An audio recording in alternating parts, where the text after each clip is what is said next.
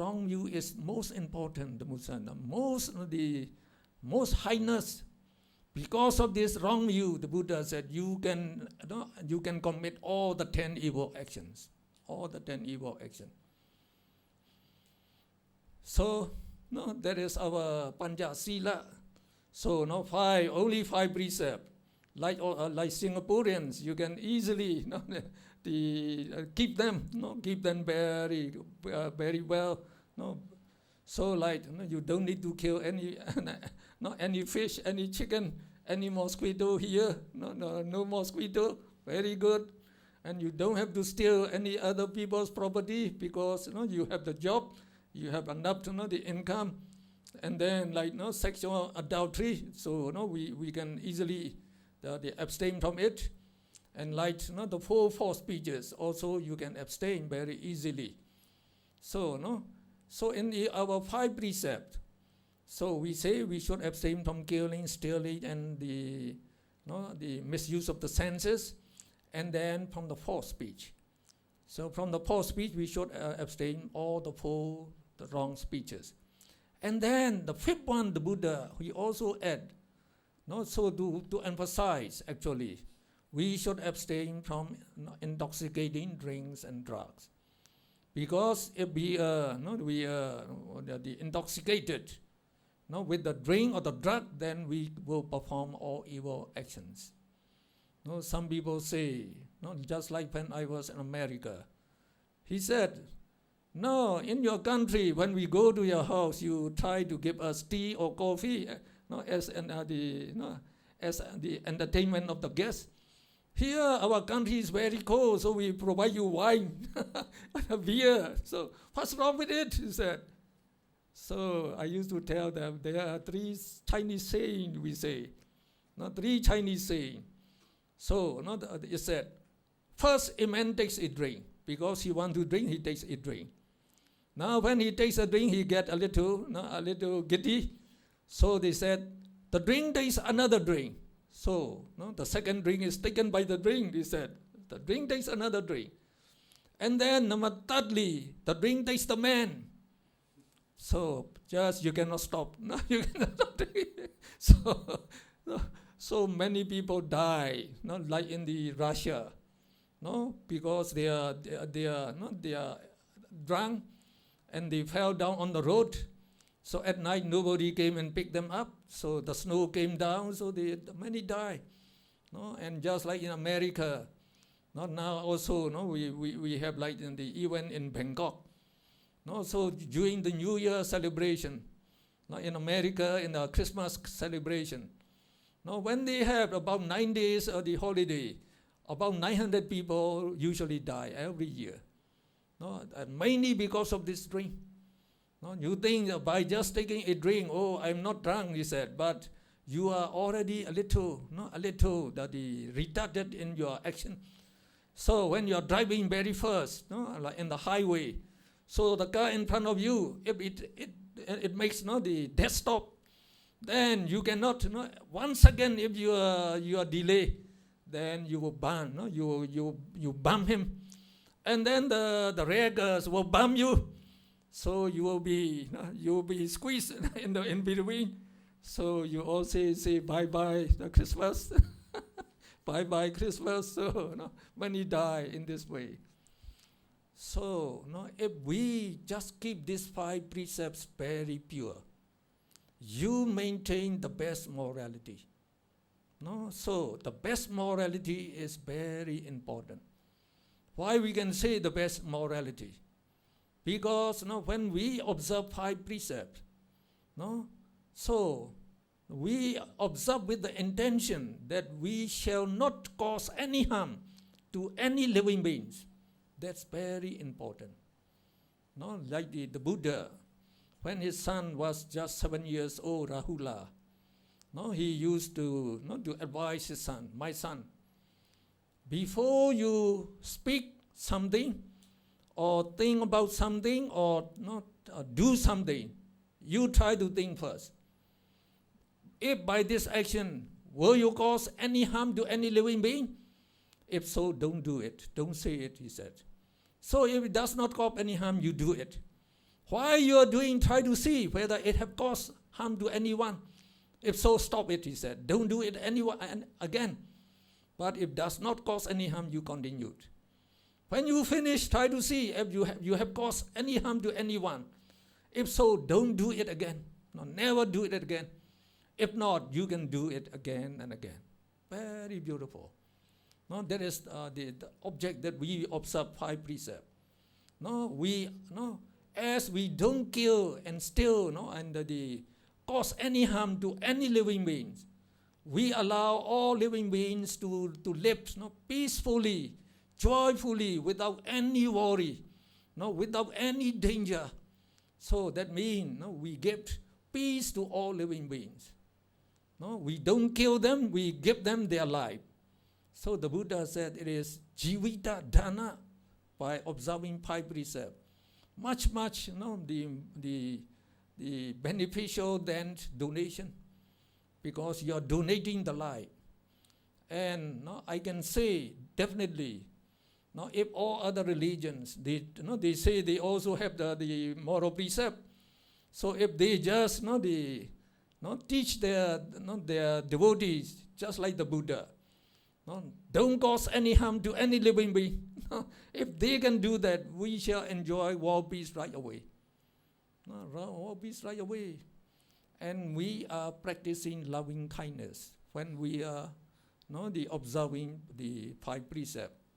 Loving kindness, that is adosa. So the Buddha, he advises, as these greed, anger, and ignorance, they are the leaders of the evil forces. So you should develop their opposite, the good forces. Now we have alopa, greedlessness, and then non-attachment, non-craving.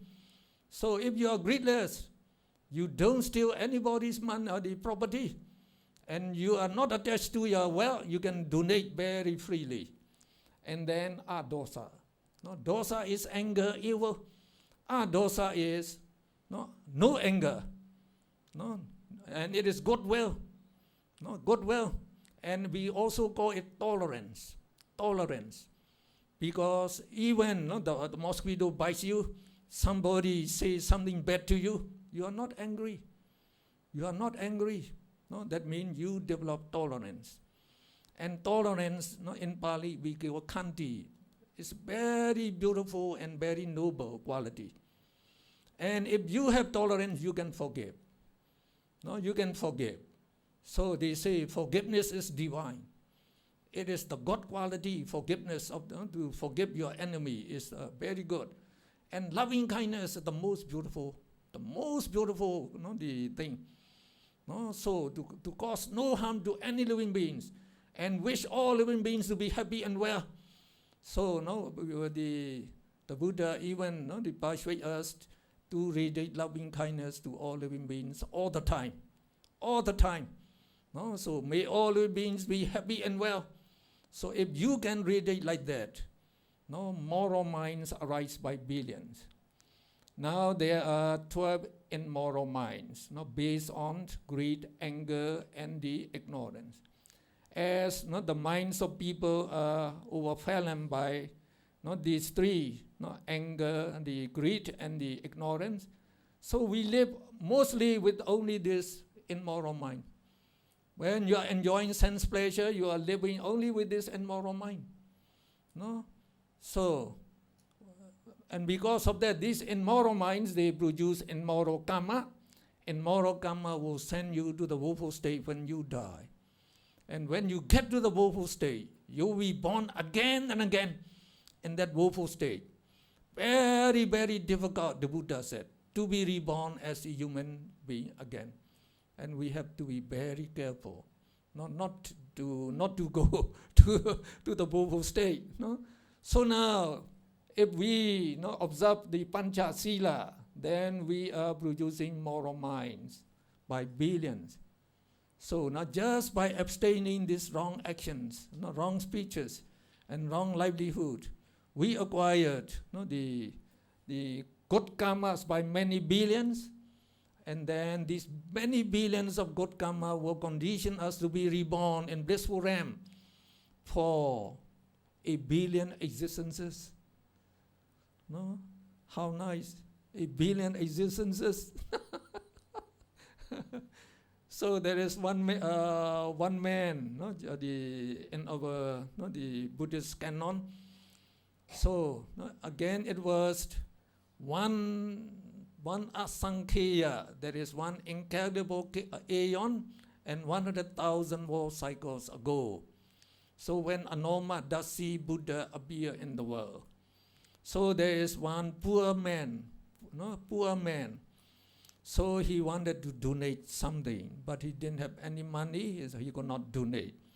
And he has the chance to listen to the Buddha's the sermon. And the Buddha, he taught about the first noble truth of suffering.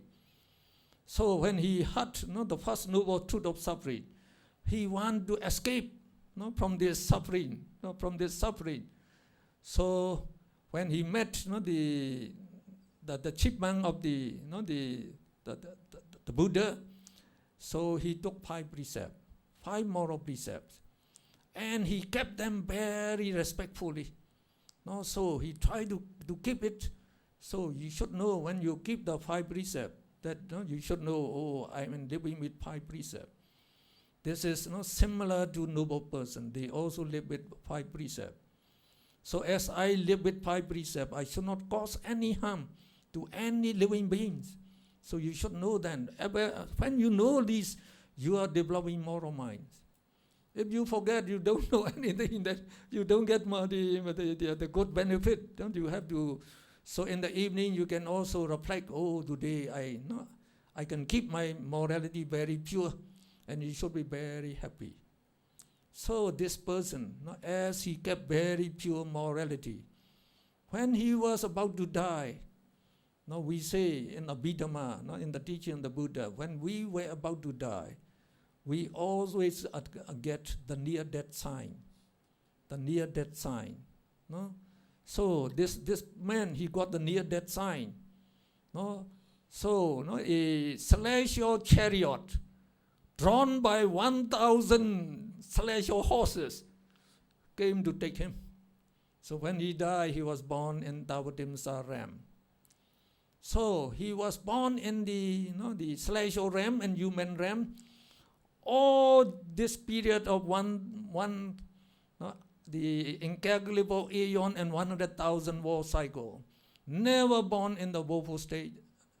And then he even became the king of the celestial king, the second 30 existences. And universal monarch, 75 existences. Ordinary kings, uncountable existences. So during our Buddha's time, he became a rich man's son. And then, only at the age of 5 years, his parents, they are rich people. So they say it is the Vasa, the rainy retreat. The Vasa for the monks is closing. They take Panja Sila. They do to observe Panja Sila. So when they take the Panja Sila, they are reciting how to take it. Like here we are reciting in Pali. He remember the time that he used to keep this moral very, very pure. He remembered that time. So when he remembered that time, he developed joy. From joy, you get the happiness, and from happiness it develops the concentration samadhi. And concentration also develops the wisdom. And then even in one sitting, he became an arhat, only at the age of 5 years. So just by maintaining pure morality, the benefits are very, very great. So we should willingly and carefully observe the morality. Now, the objective of the Eightfold Noble Path is to eliminate all these defilements. Like the greed, anger, ignorance, we call them defilements, because they defile the mind. No, they make the mind dirty, that is, defile the mind. And they also make the mind to be base and wicked. And they are the roots of evil actions, the roots of evil minds, and the roots of evil actions. No, they are. No, so the objective is to eliminate them totally. Now these defilement in Pali we call kilesa. They exist in our mind in 3 layers. They exist as we say latent defilements. No, latent defilement, we say anusaya kilesa. No, from our past existence. No, from the time we are born, they are already with our mind. They come along, life after life. No, they are being transmitted up till now. No, they lay as the latent defilement. So as they remain as the property. Now as we are listening to the Dhamma, they don't arise in the mind now, but they are waiting. As soon as you lost your attention to my speech, you will think of your house, your family, your wife, your husband, etc. Then greed will arise. It will arise. No, as soon as your mind, the Hitlers, they will arise ready. And we call this arisen kilesa as moderate defilements. Moderate defilements. And in Pali we call priyuttana kilesa. And if you cannot control them, check them, they can grow bigger. When they become very gross and violent, then you are willing and you are ready to commit evil action like killing, stealing, using abusive language, etc. So the training of morality is to suppress these gross violent defilements not to arise.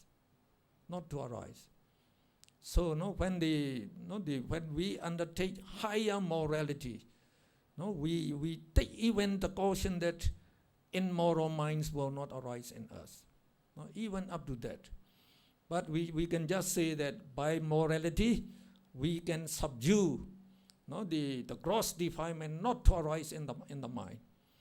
And because of that you are already your mind is already clear. Clear from this violent defilement. So clear, and it is already peaceful to a certain extent, and also joyful. Joyful. So that means by keeping pure morality, you enjoy peace and happiness right away. Right away you can enjoy it. As you commit no sin, no harm to any living beings, then and whenever you think about it, you are very happy that you have caused any harm to any living being. That means you maintain a very pure life. Very pure life. Then the Buddha said, if you maintain pure morality, don't worry. You will become prosperous and wealthy. Because of the good karma that they will produce, they will help you to become the prosperous. And also by maintaining pure morality, the Buddha said, you are one of the most beautiful lady, the most handsome man, because there is no dress as beautiful as this Pancha Sila. Even you wear very good dress, very beautiful dress. So if they know that your character is not good, nobody will admire you. When they know that you are very good quality, the character. So though you wear very ordinary, all the people, they respect you, they love you. So if you want your co-workers and all other people to love you, to respect you, just keep pure morality, the Buddha said. And just like the English saying say, honesty is the best policy. So when you do like the commerce or trading, honesty will bring you success. And the Buddha even said that if you can maintain pure morality, all your good wishes will be fulfilled. Whatever you want, you will get it. Well, no, if you don't believe it, you try it. You can try it. No, it is. No, it is. No, not just like our no, the meditation teacher now, Paul Forrest teacher. He maintained very pure morality. No, so he observed the Vinaya rules very, very, the carefully. No, so he's an ideal monk actually. No, we are very glad to have him. And now, as he was teaching, the meditation correctly as taught by the Buddha. Now all the people, the many people now, whoever saw him, they are very, they respect him, they love him actually, and many donating the land now. So many donating the land now. Oh, like in Myanmar, also in Malaysia, and then Indonesia. Oh, Indonesia, they donated the most land. I think they have the most, they have many land area, the big land they say, they are donating. No? So the Buddha said, Echadi Bhikkhave Sila Vato Ceto Paniti Visuddhata. If you can maintain pure morality, whatever you want, you will get it, because your mind is pure. No?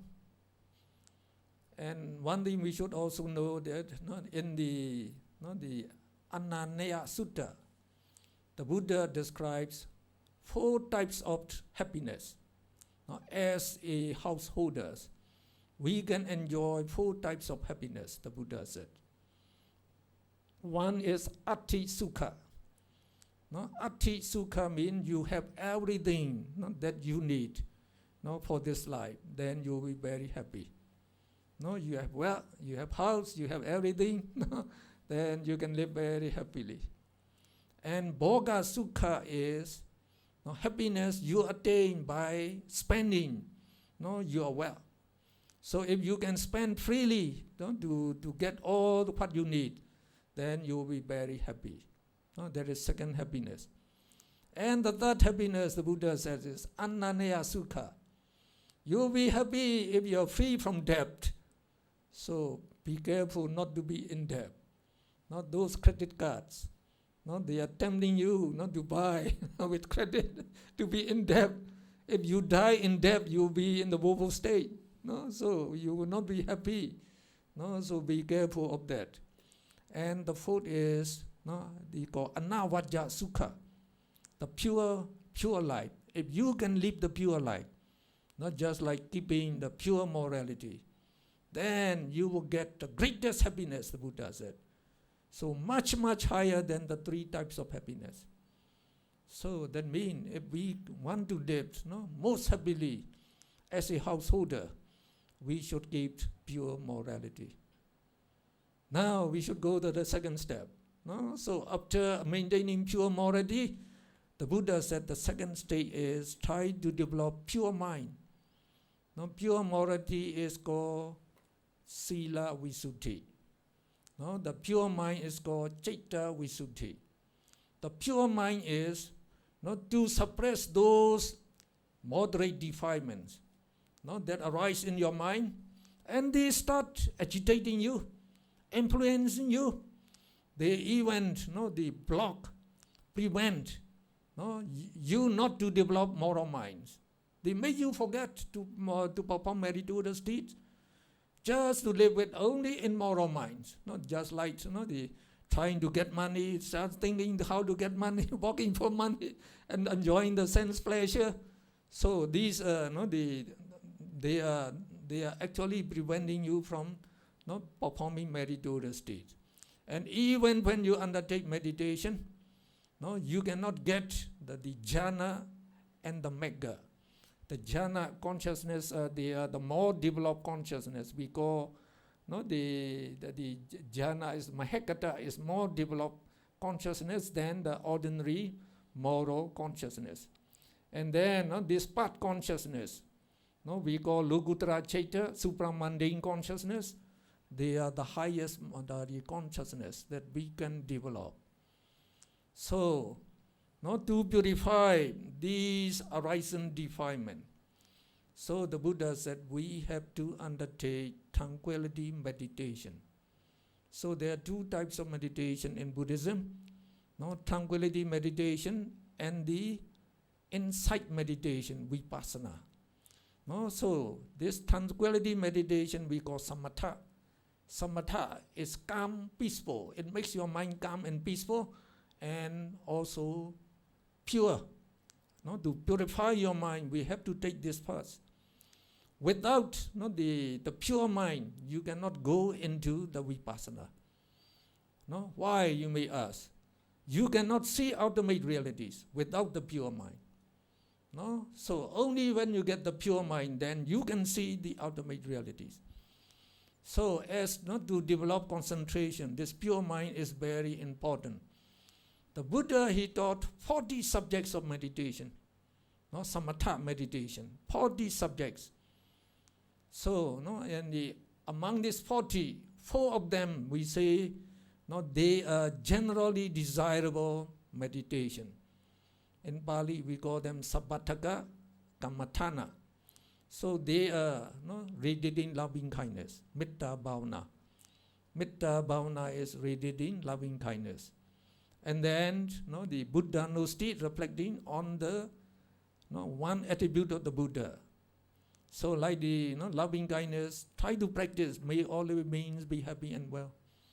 No, so while you're walking, while you're resting, while you're so when you're whatever you are doing, when you can reflect, just say, may all living beings be happy and well. Sincerely wish all living beings to be happy and well. You will be getting moral karma by billions, by every meditation. And the same thing with this, the attribute of the Buddha. You can choose among the 9 attributes, or you can choose Araham, Araham. Araham means the Buddha is the purest. That is, his mind is the purest. And because of that, he is the noblest. And because of that, he is most worthy of veneration. So when you reflect Araham, you should know the meaning. Oh, he is the noblest and most worthy of veneration. So, while you are walking home, 1 step Araham, 1 step Araham, 1 billion, 1 billion. So 1 billion good karma, more valuable than 1 billion US dollars. So how nice, So as shown by the Buddha, we can just accumulate, the good karma is better than accumulating the US dollar. Very good. And the third one is, we call it the Asubha Bhavana, reflecting on the disgusting nature of a corpse. And then the fourth one is Marananussati, reflecting on the nature of death, our death. So they say life is uncertain, death is certain. Life is uncertain, death is certain. So these are the general things. So the first 2 we should practice. Also as a preparation for our death. Last night I told you to just by giving this you can die very peacefully. Now to develop the purity of the mind. So that is, we have to develop the jhana chaita. Only you get the jhana chaita, then you can go into vipassana very, very, the skillfully.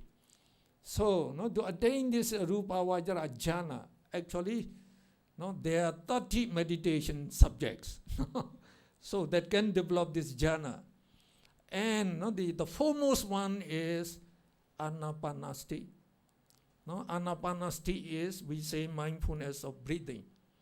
To be mindful of your breathing. So, as we are breathing all the time, so this meditation subject is with us all the time. Wherever you are, whatever you are doing, you are always breathing. So while you are breathing, if you can take note of your in-breath and out-breath, then you are doing the anapanasati, we say. You are doing this meditation. So to develop the jhana, then the Buddha said, so we have to do very sincerely, and very the enthusiastically and very regularly. So it's not easy to develop the concentration. No, the hindrances, no, those moderate defilement that arise in the mind, no, they will prevent you, so not to be able to concentrate your mind on the meditation subject. They will disturb you.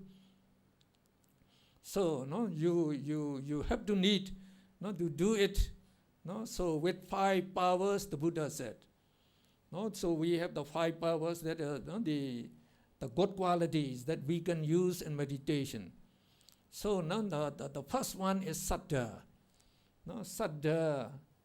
Oh, namane. No, second chart, please. Second chart, please.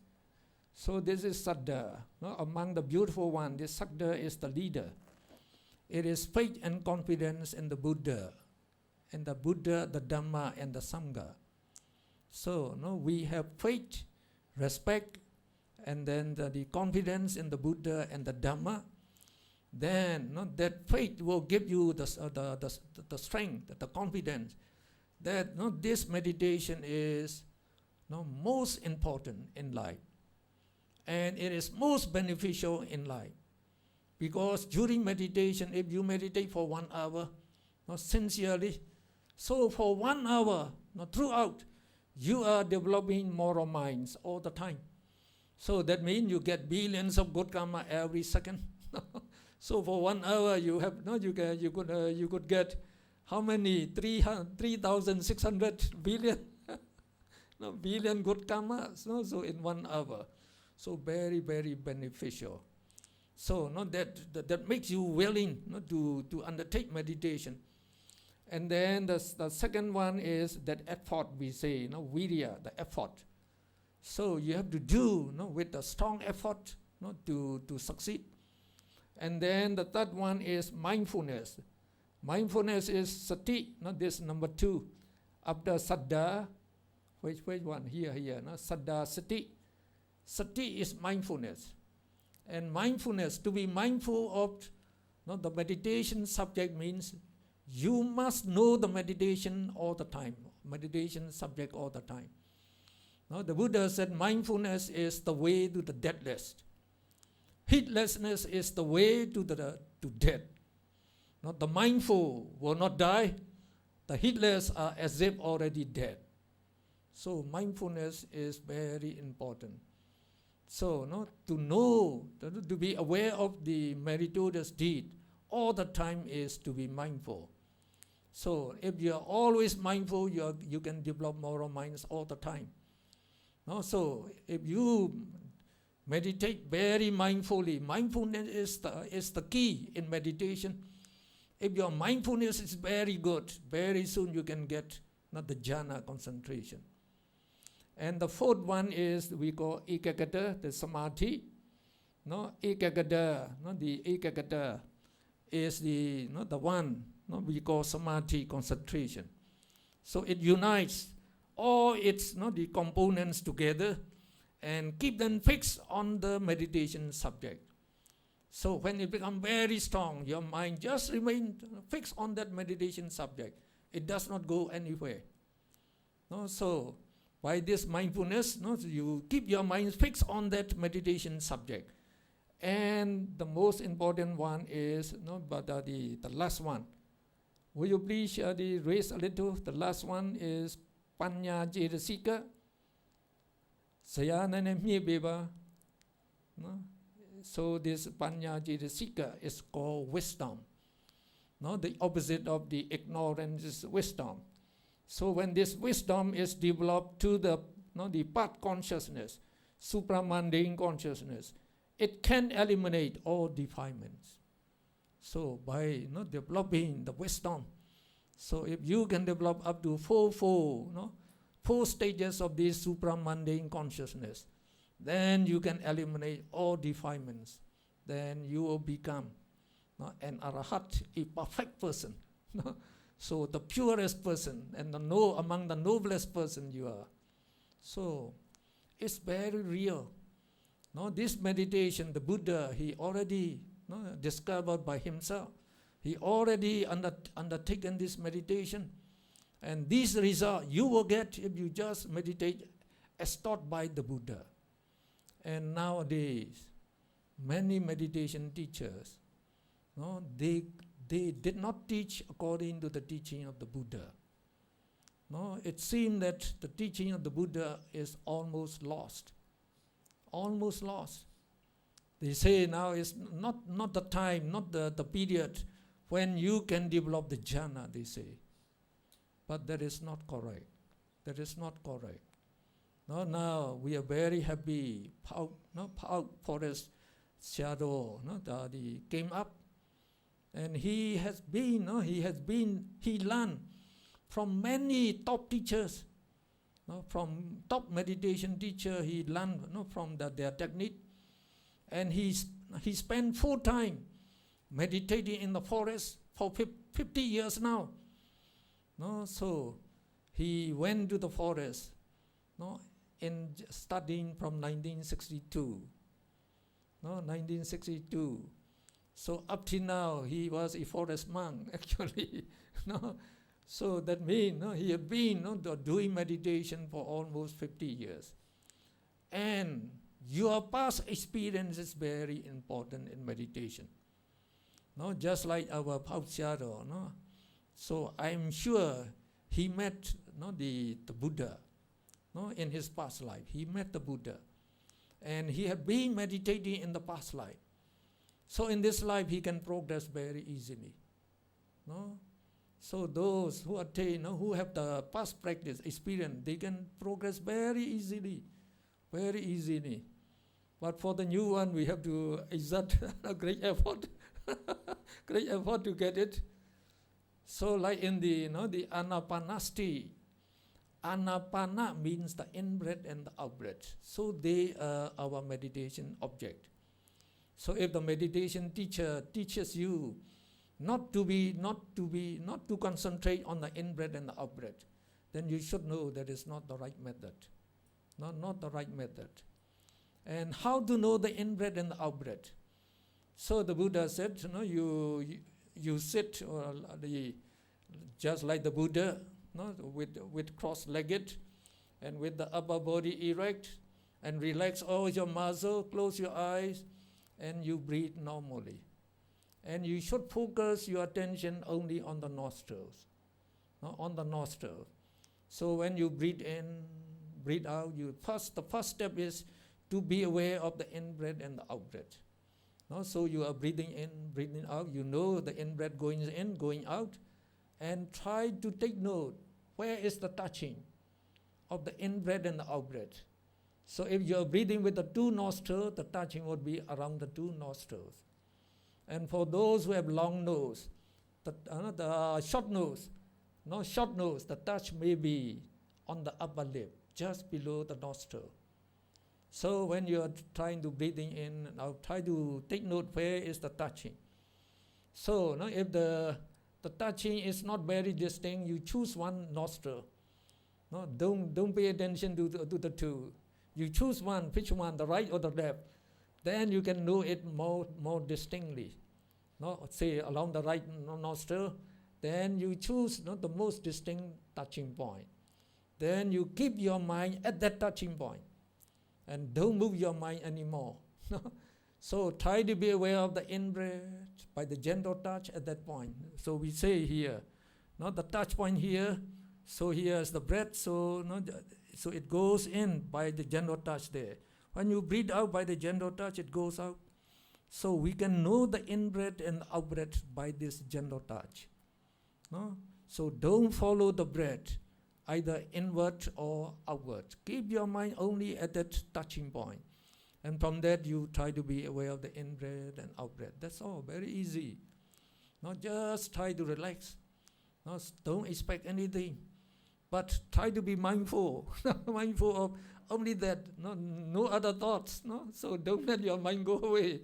So if you get the sensation, the pain and the itching in your body, don't pay attention to them. Don't pay attention to them. So it seems to be more painful. Try to concentrate better. So if you can concentrate well, the mind can be aware of only one thing at a time. If you can concentrate well, you don't know the pain anymore. Then Just keep on meditating. But it becomes very painful. Don't worry. No, you can change your posture, no, to relieve the pain. But when you change, don't do it abruptly.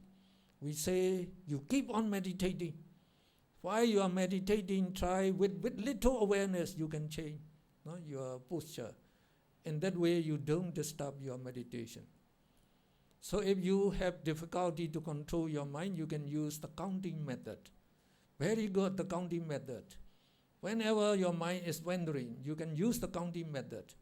The way we count is we breathe in, breathe out, we count 1.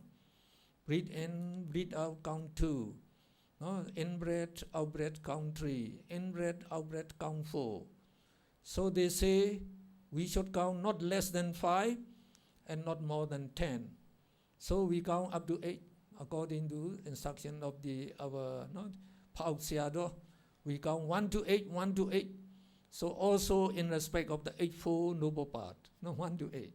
So when you can control very well, then you can stop counting. Just try to be aware of the in-breath and out-breath. So if you can concentrate up to 1 hour, the in-breath and the out-breath, then we say you can go to step 2. So if you are not successful in step 1, so the remaining step would be easy. So in step 2, we are trying to be aware of the in-breath of the out-breath as step 1, and only we have to take note of the length of the breath. The length of the breath. So that is again not very easy. If you are the breathing slowly, with longer time, then you take it to be long. So if you are breathing first with shorter time, take it to be short. You just it's up to you. You just decide it is long or short. Just to take note. You are trying to be aware of just as before, the in-breath, the out-breath, the in-breath, the out-breath. If it is short, just know it is short. If it's long, just know it. That's all.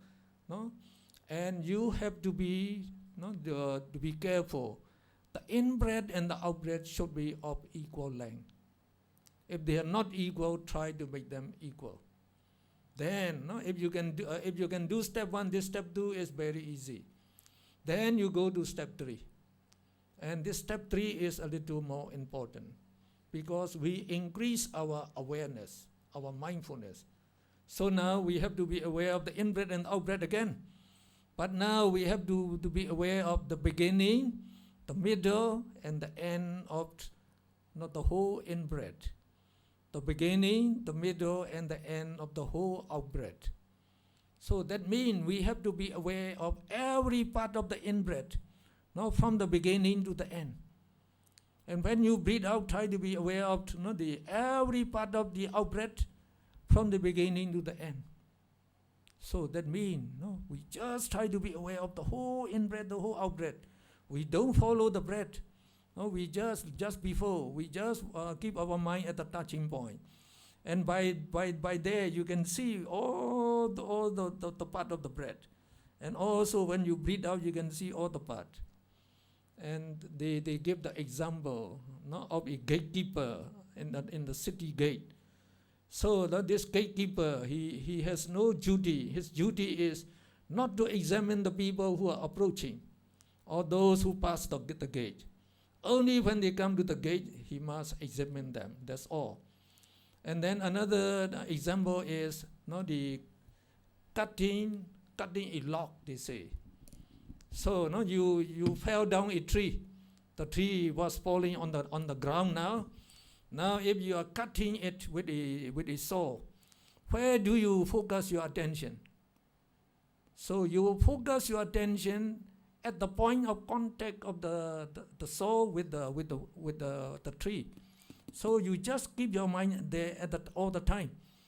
So when you draw the saw forward, so starting from the first the tooth of the saw, it will cut the log.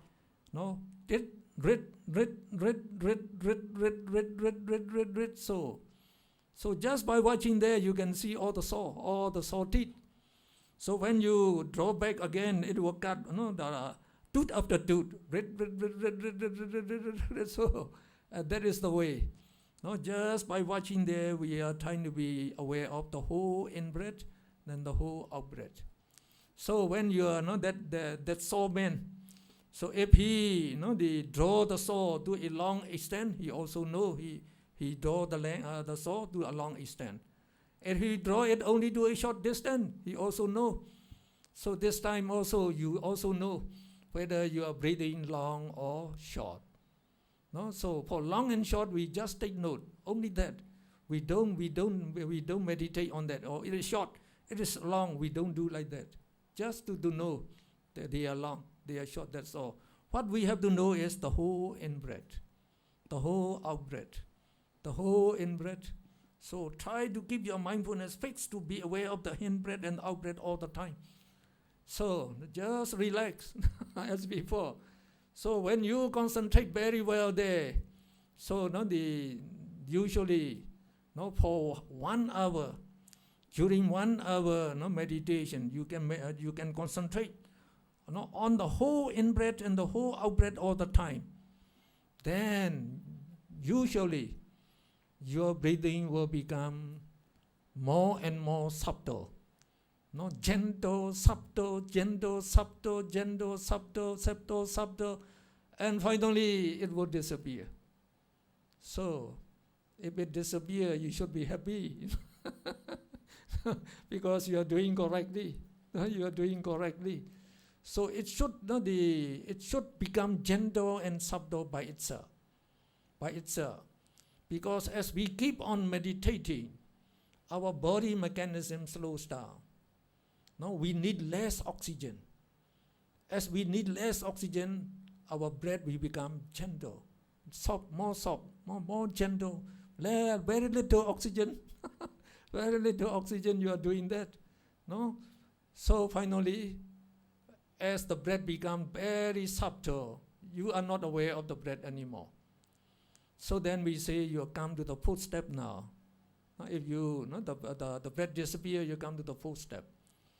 So if the breath do not become subtle, though you can concentrate on the in-breath and out-breath at 1 hour at a sitting, you can make a wish.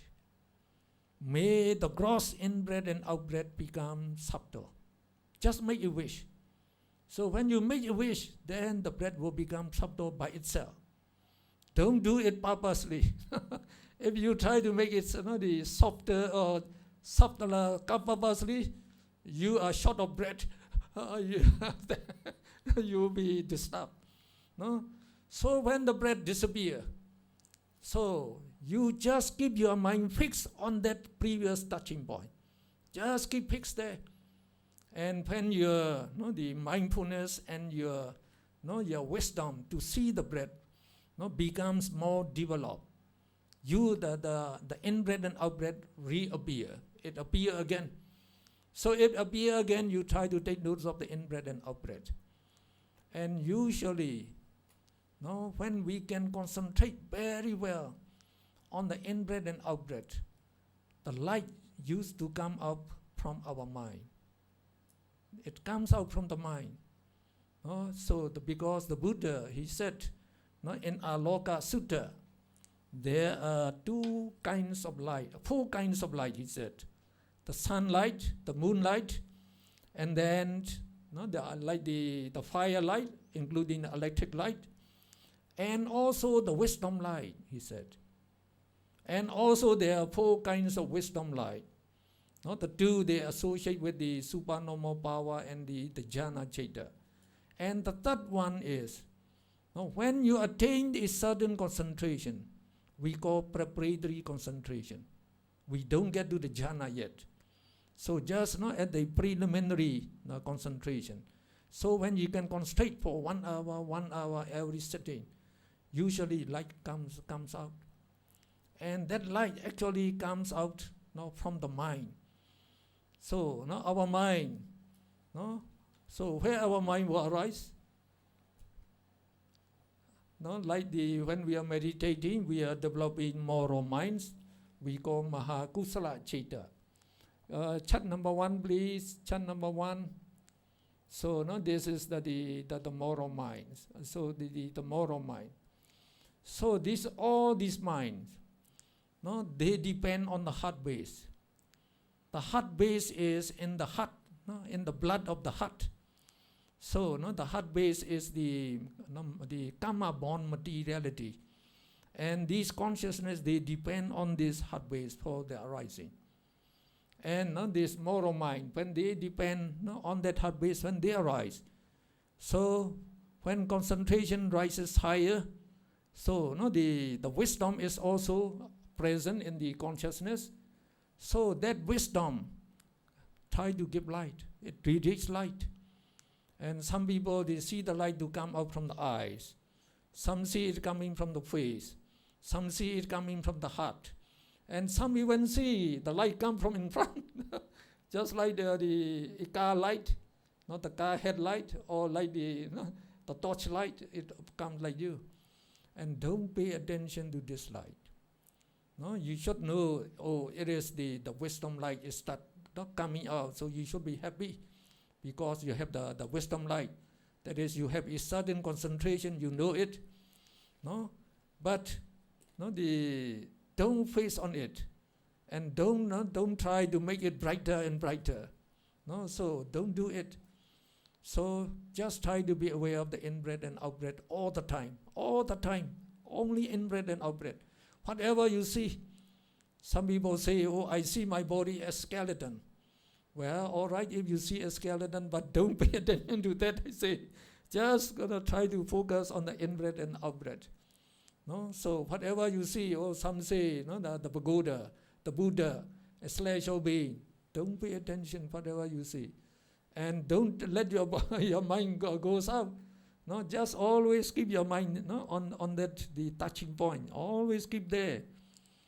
Now, when we say the breath disappear and reappear again, and why you are not trying to take note of the in-breath and the whole in-breath and out-breath, usually meditation sign arises at this stage.